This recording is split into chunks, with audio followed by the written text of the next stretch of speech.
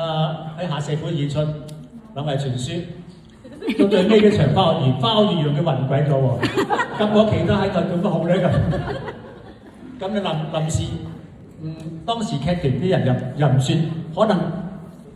覺得好突然啊，就唔係好識執生，又唔識關網，唔識收啦，仲開住網，我做啫唔做好喺度，我好尷尬咗好耐，我就做手術關網啦，收羅好啦，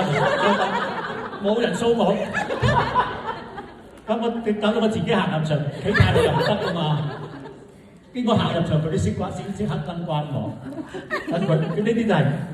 我哋前輩講唔夠執生。即係我夠前輩喺佢哋啲檔都唔執生，我都唔知點處理好，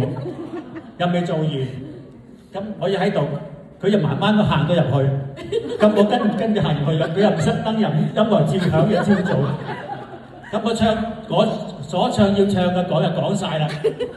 咁我就做手勢收燈啦，關幕啦，個個都睇住佢，冇人睇我。咁一直到我自己行入去，佢哋先你行到嚟咁先關網。咁呢啲你話難唔難？我覺得都幾難喎。